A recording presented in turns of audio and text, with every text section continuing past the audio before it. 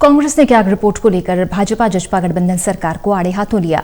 पूर्व मंत्री और कांग्रेस विधायक किरण चौधरी ने बताया कि अधिकारियों की लापरवाही की वजह से सरकार को 1422 करोड़ रुपए राजस्व का नुकसान हुआ है, जिसका जिक्र कैग रिपोर्ट में किया गया। इसके साथ साथ उन्होंने प्रदेश की आर्थिक स्थिति पर भी सवाल खड़े किए। उन्होंने भूमि अर्जन बिल पर सवाल उठाए, सरकार ने इसे वापस लेने की भी मांग की।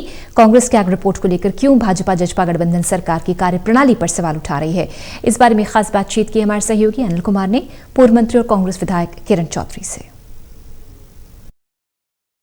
भूमि अर्जन विधेयक पर कांग्रेस ने सवाल उठाए हैं। इस मेरे साथ हैं पूर्व मंत्री एवं कांग्रेस विधायक किरण चौधरी। इनसे जानते हैं कि वो भूमि अर्जन विधेयक पर क्यों सवाल उठा रही हैं। जी मैम, पिछले विधानसभा के अंदर ये अमेंडमेंट बिल लाया गया था, जिसको बहुत ज़बरदस्त तरीके से मैंने उसका विरोध करा था और सारी त्रुटियां जो थी बिल के अंदर वो पॉइंट आउट करी थी एक एक करके कि इतनी बुरी तरह से ड्राफ्टेड बिल है। जो सेक्शन इसके अंदर 10A जो इंसर्ट करा गया है, उसका जो प्रोविज़ो है उसके अंदर है ही नहीं। तो ये सारी चीज़ों का जो है उसके मेरे विरोध के बावजूद जो है अनन फनन के अंदर इसको पास करके भेज दिया बिल को। अब कल मैं देख रही थी कि जो बिल पास होके आए हैं उनकी सूची विधानसभा के अंदर स्पीकर साहब देते हैं, तो उन सूची के अंदर ये बिल नहीं था। सो जो है उसके बाद मैंने देखा कि ये जो है इस बिल के ऊपर अभी जो है इसको गो हेड नहीं मिला इस बिल को। तो सच्चाई ये है कि अभी ये चौथा काला कानून मैं तो इसको करार दूंगी। जो 2013 का जो एक्ट है जिसको अमेंड करने की कोशिश करी जा रही है सरकार से, जो बहुत ही बढ़िया एक्ट है जिसके तहत किसानों को भी फायदा है और जो सरकार को भी अगर जो अपना विकास कार्य करने हैं उसको भी पूरा मतलब समन्वय बनाकर और पूरा बैलेंस्ड एक्ट है, उसको जो है ये इस तरह से ये अमेंडमेंट करके ये हकों का हनन जो किसान हैं या छोटे जो टेनेंट्स हैं या जो जिनके लैंड ओनर्स जो हैं लैंड होल्डिंग्स हैं उनका हनन करने की बात है। जिस तरह से पास करा गया है ये मनी बिल के तहत, तो ये मनी बिल तो है नहीं। अब इनको भी समझ में आ गई है और जो एरर्स जो मैंने सामने दिखाए थे वो भी इनको पता चल गया है कि सही हैं। अब उसको जो है बिल को नीचे से ये कोशिश कर रहे हैं कि उसके अंदर जो है टाइपोग्राफिकल एरर उसको करार देकर जो है उसको रजामंदी मिल जाए, जो बिल्कुल गलत होगा क्योंकि टाइपोग्राफिकल एरर नहीं है। टाइपोग्राफिकल एरर बहुत छोटी होते हैं। ये तो पूरा का पूरा एक प्रोविजो जो है वो ही उसमें से गायब कर रखा है और पूरा जो उसका जो एसेंस है जो बिल का वो ही खत्म हो जाता है वो प्रोविजो ना होने से।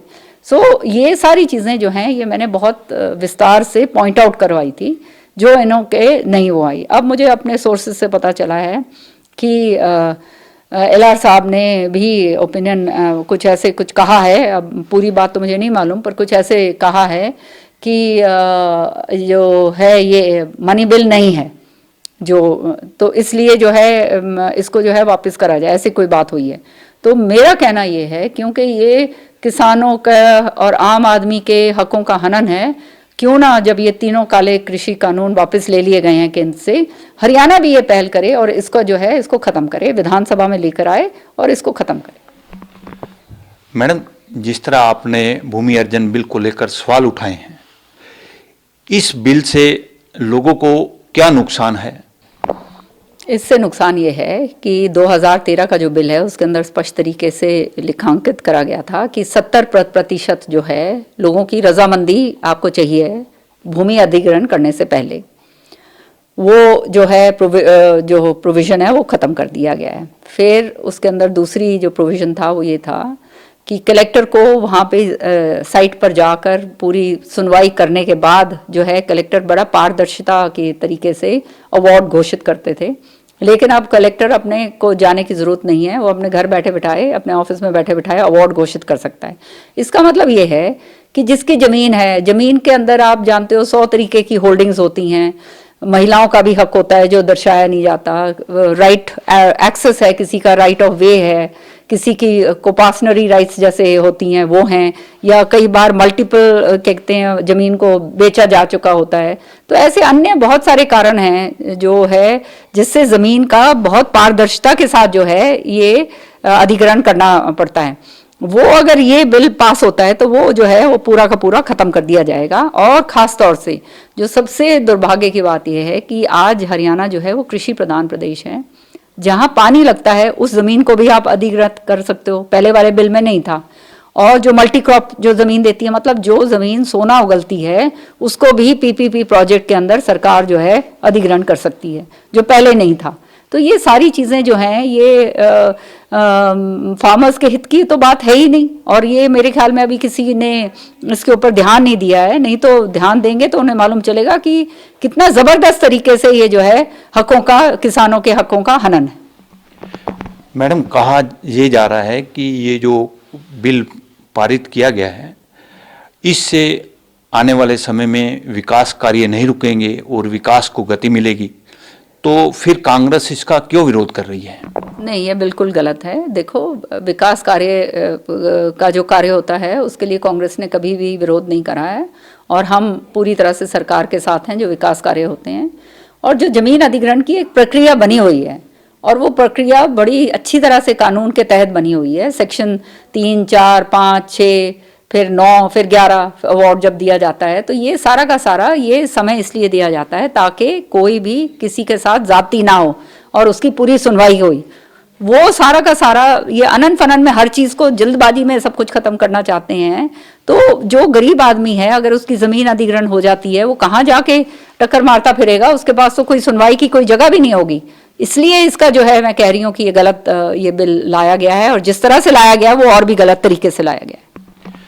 मैडम, एक आपने कैग रिपोर्ट को लेकर सरकार पर सवाल उठाए हैं, क्या कारण है कि आप सवाल उठा रहे हो, और क्या कैग ने अपनी रिपोर्ट में दिया है? मैं अखबार में पढ़ रही थी कि अधिकारियों की लापरवाही से सरकार को 14,422 करोड़ का 0.55 करोड़ का नुकसान हुआ है। अब इतना ज़बरदस्त राजस्व का नुकसान होना ये कोई छोटी बात नहीं है, और ख़ास तौर से जब हरियाणा के अंदर हम इतना कर्जे के अंदर डूबे हुए हैं, और ये जो है लापरवाही के कारण जो है इस तरह से इतने हज़ारों करोड़ों रुपए जो है हम क्या कहते हैं बर्बाद कर रहे हैं।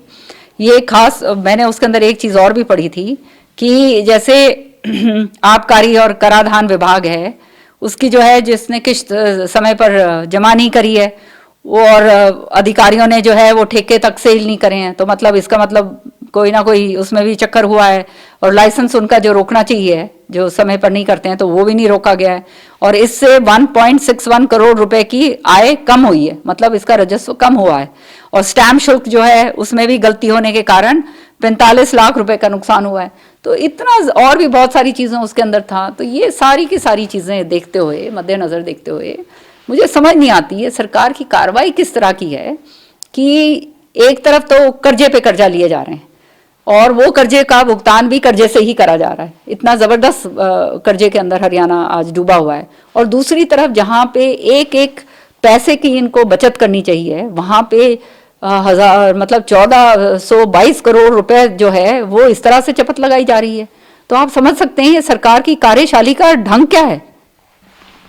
मैडम, यानी कि आपका कहना है कि जो हरियाणा सरकार को 1422 करोड़ रुपए का नुकसान हुआ है, वो अधिकारियों की लापरवाही की वजह से हुआ है। कैग रिपोर्ट ने तो यही कहा है कि अधिकारियों की लापरवाही से हुआ है, और शुल्क जो है, स्टैंप ड्यूटी शुल्क जो है उस पर लापरवाही है, जो आबकारी विभाग है उनकी कहते लापरवाही है, और दूसरे जो विभाग हैं उनकी लापरवाही है। उसके कारण 1422.55 करोड़ ये कोई मायने रखता है, कोई ये छोटी मोटी बात नहीं है। ये थी मेरे साथ पूर्व मंत्री एवं कांग्रेस विधायक किरण चौधरी। इन्होंने भूमि अर्जन बिल पर सवाल उठाए हैं। इसके साथ साथ इन्होंने मांग की है कि भूमि अर्जन बिल को वापस किया जाए। वहीं इन्होंने कैग रिपोर्ट को लेकर भी सरकार पर निशाना साधा है। Anil Kumar, total news, Chandigarh.